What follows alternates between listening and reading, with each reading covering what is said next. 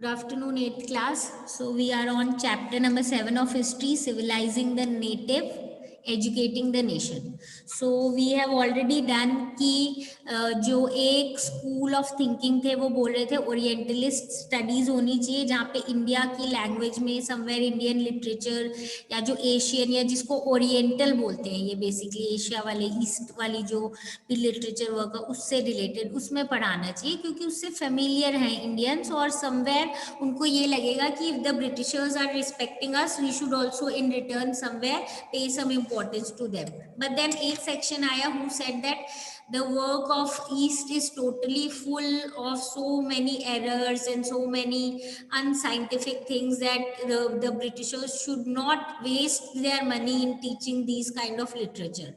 And that is why the people thought कि इसीलिए जो इंडियंस हैं उनको इंग्लिश में ही पढ़ाना चाहिए, and that to the western education science और उससे related. Okay, so this is what we have already done in our previous class के मैकॉले मिनट के बाद जो इंग्लिश एजुकेशन एक्ट 1835 में इंट्रोड्यूस हुआ था, जिसमें medium of instruction higher education के लिए इंग्लिश हो गया था, एंड अलोंग विद दैट जो अपने ये जो ओरिएंटलिस्ट इंस्टीट्यूशन थे जैसे कैलकटा मदरसा और बनारस संस्कृत कॉलेज, उनको इन्होंने बोला ऐसे इंस्टीट्यूशन को हमें प्रमोट नहीं करना है बिकॉज ये कुछ अच्छी एजुकेशन नहीं देते हैं. This is what these people से.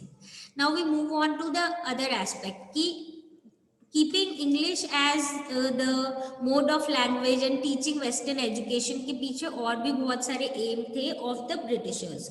सो बेसिकली 1854 में क्या हुआ, कोर्ट ऑफ डायरेक्टर्स जो थे ईस्ट इंडिया कंपनी के in London, we know at that time East India Company was having control over India.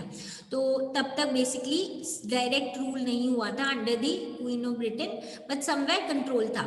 So here the point is कि जो court of directors of the East India Company in London, उन्होंने एक dispatch, एक basically जैसे कि sending a mail kind of thing to governor general in India, और इसमें उन्होंने लिखा था कि एजुकेशन कैसी होगी और क्या हमने उसके अकॉर्डिंग क्या डिसाइड किया है, वो how it is to be done.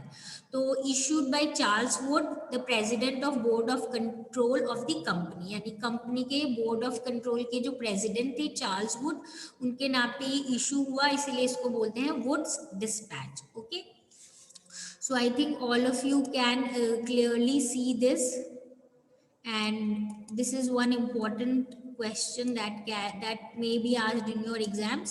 So Wood's dispatch है, and then basically इसमें एजुकेशन पॉलिसी के मेन पॉइंट्स कर रखे थे कि कैसे इंडिया में हमें पढ़ाना है बच्चों को. then it emphasized once again the practical benefits of the European learning as opposed to Oriental knowledge. तो बेसिकली इन्होंने ये बोला था कि यूरोपियन लर्निंग की क्या क्या एडवांटेज है, प्रैक्टिकल कितनी है यूरोपियन लर्निंग, तो वो करनी चाहिए as compare to the oriental knowledge which is not that good in terms of being practical and being somewhere giving more knowledge science से related and all.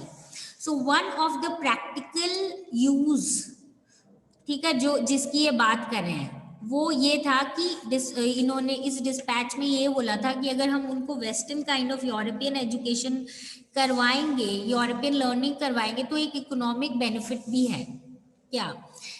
That European learning would enable Indians to recognize the advantage that flow from expansion of trade and commerce and make them see the importance of developing the resources of the country.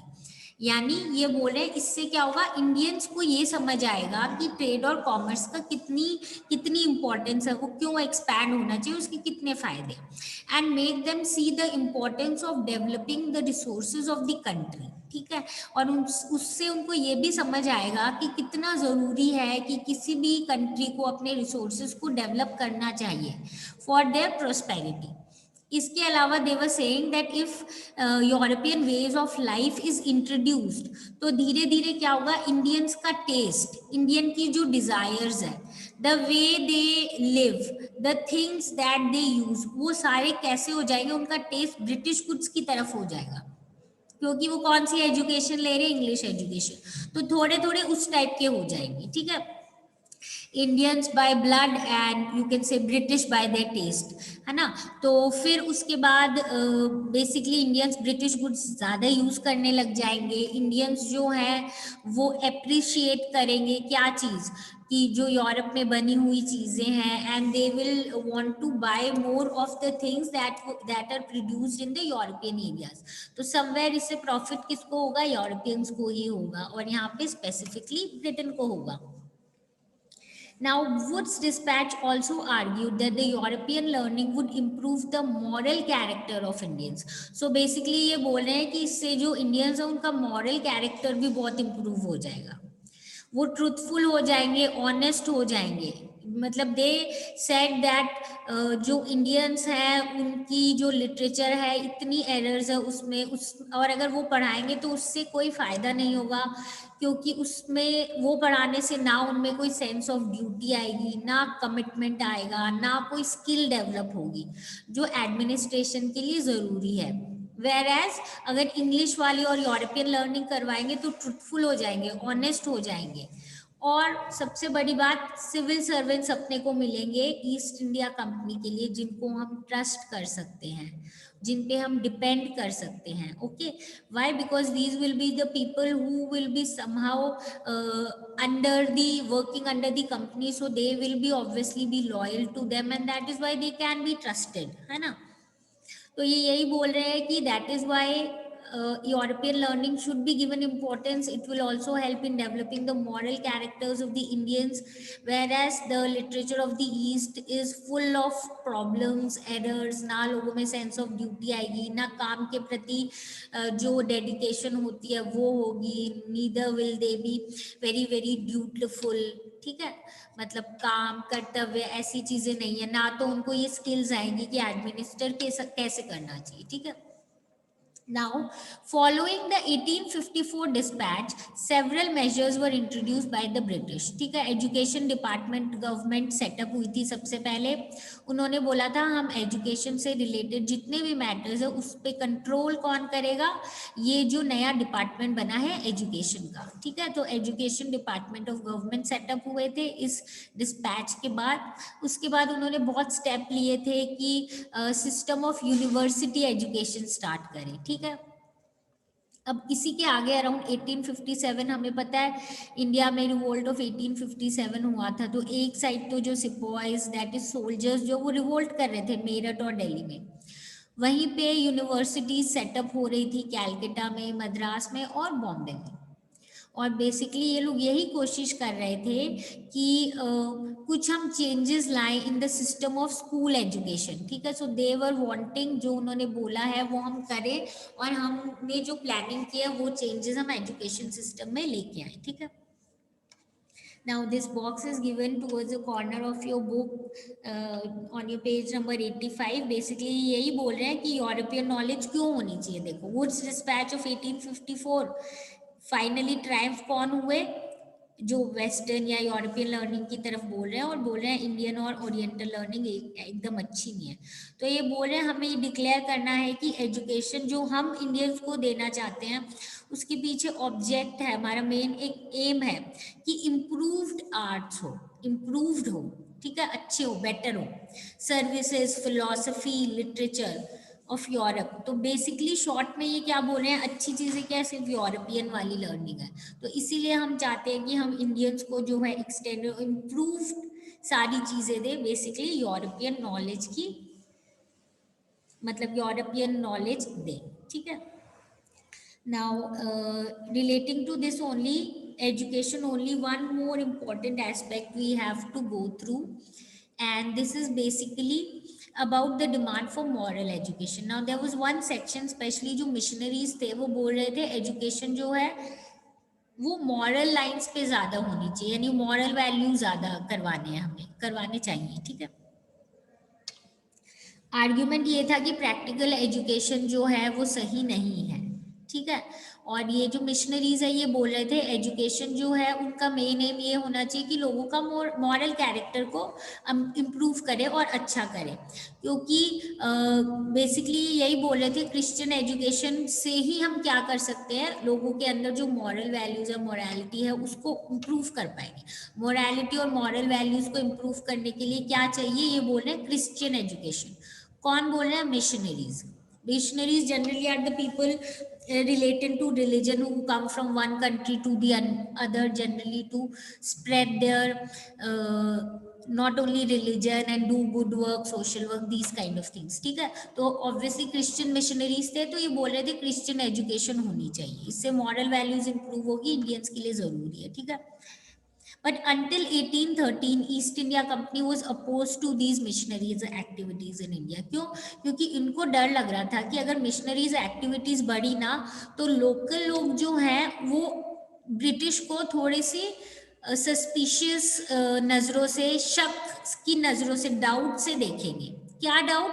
कि हो सकता है ये लोग हमारा religion change करवा रहे हैं इनटू मे बी क्रिश्चियनिटी, इसीलिए ऐसे बोल रहे हैं। तो इसीलिए unable to establish an institution within British control territory, तो क्योंकि ब्रिटिशर्स ने सपोर्ट नहीं किया तो ये लोग जो मिशनरीज थे ये लोग स्कूल नहीं खोल पाए थे, ठीक है। कहाँ पे? Under British control territory.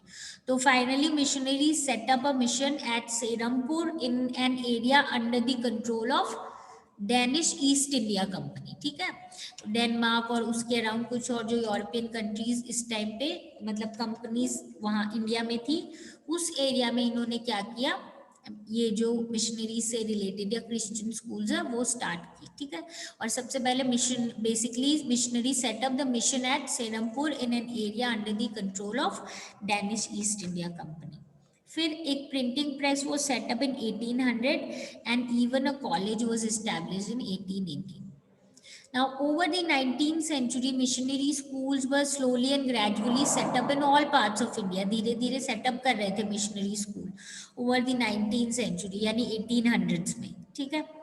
After 1857 क्या हुआ, British government in India was reluctant to directly support missionary education, यानी 1857 के बाद भी जो ब्रिटिश गवर्नमेंट है वो डायरेक्टली सपोर्ट नहीं कर रही थी मिशनरी एजुकेशन को। इट वाज रिलक्टेंट मतलब रोक रही थी, मना मतलब मान नहीं रही थी, डायरेक्टली सपोर्ट नहीं कर रही थी मिशनरी एजुकेशन को। So there was a feeling that any strong attack on local custom, practices, beliefs and religious ideas might enrage the native opinion, यानी कि एक फीलिंग थी कि कोई भी अगर ऐसा ये जो लोकल लोग हैं उनके कस्टम, प्रैक्टिसेस, बिलीफ या कुछ रिलीजियस आइडियाज पर अगर इनको लगा लोगों को कि उस पर अटैक हो रहा है, भाई मिशनरी स्कूल है, क्रिश्चियनिटी फैलाने की कोशिश कर रहे हैं, या सपोज हमारे रिलीजन को उसमें हमारी प्रैक्टिसेस को कम करने की कोशिश कर रहे हैं, या उनको somewhere related to these beliefs या कुछ ऐसा कर रहे हैं, तो हो सकता है जो नेटिव लोग हैं, ओरिजिनल जो उस एरिया के लोकल लोग हैं, उनको कहीं ना कहीं क्या आ जाए, गुस्सा आ जाए। तो ब्रिटिशर्स ये नहीं चाहते थे, ठीक है। Now this is the picture of William Carey, who was a Scottish missionary who helped to establish the Serampore mission. Okay, William Carey है ये।